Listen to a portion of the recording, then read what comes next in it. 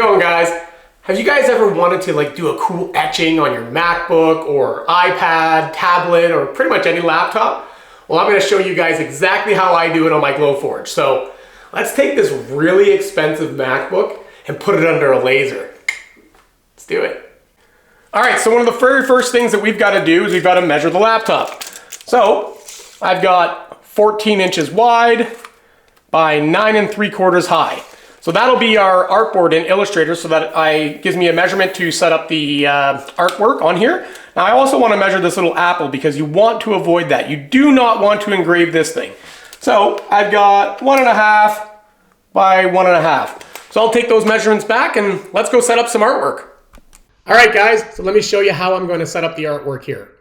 I happen to love Spider-Man. I love all things comic books, so that's the artwork that I chose. So I put this together, and I'm not going to show you guys how to actually put the artwork together, simply because this is not about that. This is about engraving on your laptop. You guys choose any type of artwork that you might like. Maybe it's a mandala, maybe it's something, just a cool pattern or a background, maybe a cool aquatic scene. But I love Spider-Man, so this is what I've decided to engrave. So I put this guy together. So the first thing I did was we took our measurements for the laptop, and it was 14 wide by 9.75 high. So I created an artboard in Illustrator that is that size. And I just put a gray rectangle behind it just so that we can see what it might look like on the laptop itself. So I then put a couple guides on here just so I could make sure that I'm dead center. Now, one thing that's really important that I wanted to mention to you guys, I do not want to engrave the Apple logo. It could cause damage to the MacBook, so we don't want that. So I measured the actual Apple logo, and it was 1.5 inches by 1.5 inches. So what I'm going to do is I'm going to create a circle here at 2.5 by 2.5, just so I can let it breathe, have some space, and not engrave over top of that logo. So I'm going to give it a fill of white and black. So there we go. The Apple logo will go inside there. Now I have to knock it out from here. So I'm just going to copy that, Command C, paste it in front, Command F. I'm going to just make it just a little tiny bit smaller. And I'm going to knock out the back here. I'm going to select that. Select that. I'm going to go to my Map Pathfinder tool, click minus front. Now, as you can see, I still have the other one here. I'm going to bring that to the front. And I'm going to just give that a stroke of white. I'm going to go to my path, outline stroke. And I'll select the artwork here. And I'm going to unite it all. That's it. So as you can see, I've got the artwork already, but it's really important that we do not engrave over top of the logo itself. So another thing to consider that I did on this design was I inverted the art on Spider-Man. And the reason I did that is because it just shows up better. So as you can see, this was the original artwork that I was putting together. One other thing I want to mention, guys, this is not for commercial resale. This is for personal use only. This artwork belongs to somebody else. Obviously, it's trademarked and copyright, so I would never sell something with the Avengers or Spider-Man. So we've got the original artwork here. And the problem with him is if I just take Spider-Man here, and he was on a gray background, well, when it engraves, etches, I should say, it actually etches almost like a white. It's not dark. So while that looks good dark like that, if I made him more close to the color, you can see he looks weird. So that's why I inverted the art just on this guy. If you're doing a pattern or some kind of mandala or floral design, it wouldn't really matter.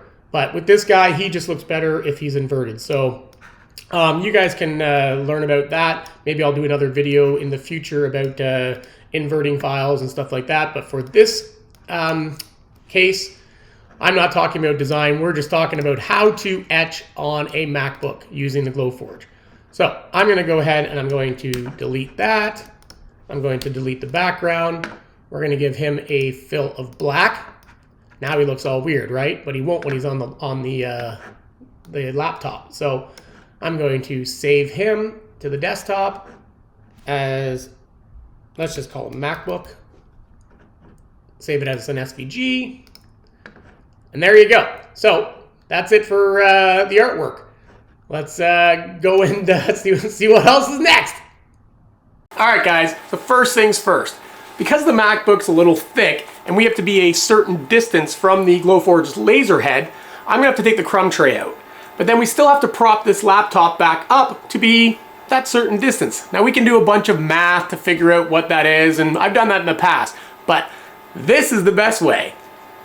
This is a no math focused little ruler tool that somebody has so graciously provided on the Glowforge shop, and it works great. So basically, if you align your top of your laptop or whatever product you're doing in where the little check mark is, somewhere around the center, then you can do your set focus and it'll work great. So let me show you how to get this thing and where to get it, and we'll start there. This thing's awesome.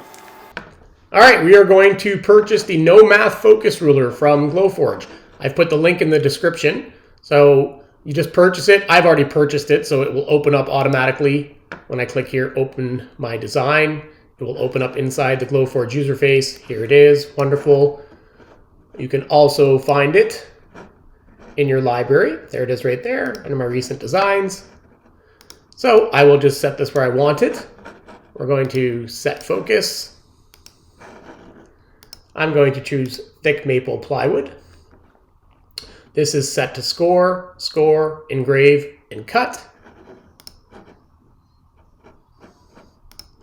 And on the cut, I'm just going to make sure that it's 150 full power, which is perfect for my Columbia Forest wood. I'll just position where I want it. Looks good to me. Got the focus ready. We're going to print. There you go, 2 minutes. So I'm going to head down to my shop and I'm going to click print.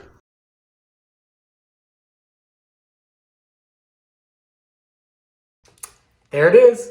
It's so much better than math. I'll show you guys how to use this in a second. All right, so first things first, we're taking the crumb tray out. So just pull down the panel here. We're gonna remove the crumb tray. Now, I have to elevate the MacBook on the bottom of the Glowforge. So what I use is hockey pucks. Works good for me. You guys can use scraps, little pieces of wood, whatever it is, but you wanna make sure that at the end, it's level. So I'm gonna put down, oops, 4 hockey pucks here. And then I'm actually going to use a piece of wood because I know that on the laptops, that's what it takes, an extra little 1/8 here just to bring it into the area on that No Math focus tool. So I'll place that on there. I know I've got a super level surface here. I'll take my MacBook and I'm going to just stick it on here. I'm going to put it at the edge of the board here just so I can now use the focus tool here. And I'm going to put the focus tool here.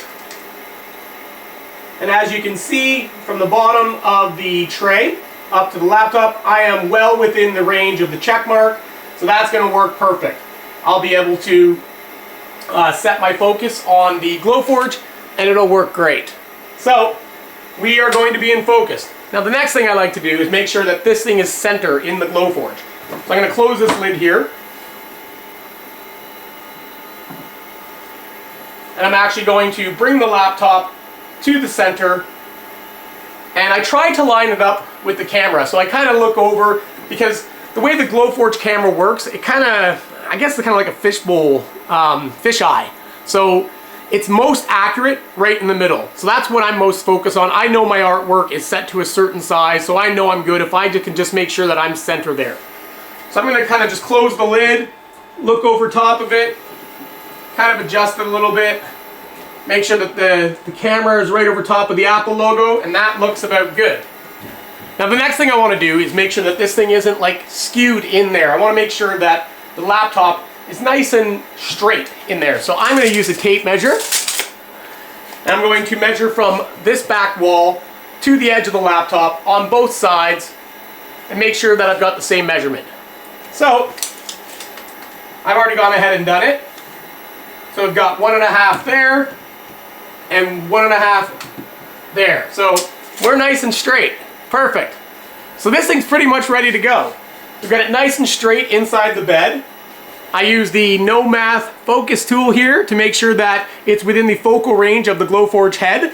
So yeah, let's close her up. Go import some artwork. Let's do some engraving.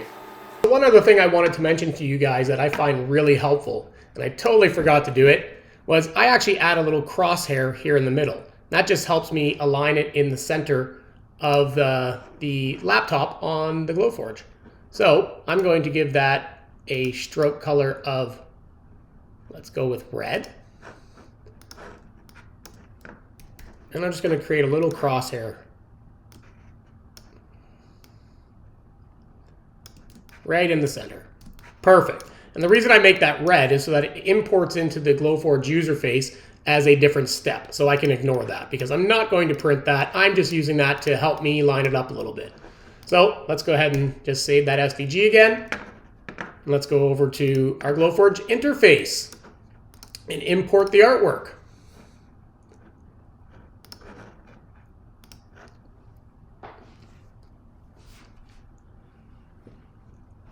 And there we go. Looks good. So I'm just going to zoom in here and I'm going to select all, and I'm just going to make sure this thing's nice and center and looks good. I want the Apple logo pretty much center in the middle of that. I have to take the little leaf part of the apple into account. That looks good to me. So he's on the laptop, he's on the laptop. Everything looks good. All right, so now we're going to go to these little hamburger icon here. We're going to go to set focus, and I'm going to set focus on the laptop. And while I'm doing that, you're going to make sure for the settings here that we are using the one called Silver MacBook Pro. Glowforge actually provides a preset for you, so it's super easy. So I've got that set. We've got our art set to engrave. Now this is my little crosshair that I created. So remember I told you it would come in as a different step, and it did, so that's perfect. I'm going to click that. I'm going to ignore that. So everything looks good to me. I think that's ready to go. So we're going to hit print, and then we're going to go watch this thing print for a little bit. It's going to probably be a really long engrave, but I'm excited to see how it turns out. You ready? I'm always nervous when I do these. Let's do it.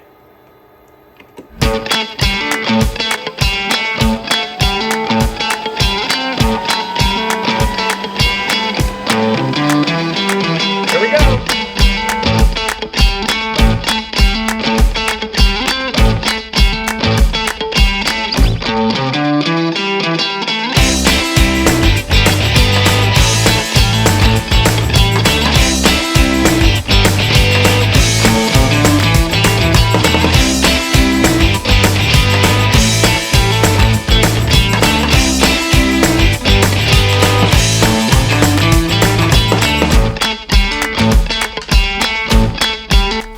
Pretty cool, right guys? Give me a like, give me a subscribe, give me a comment. See ya!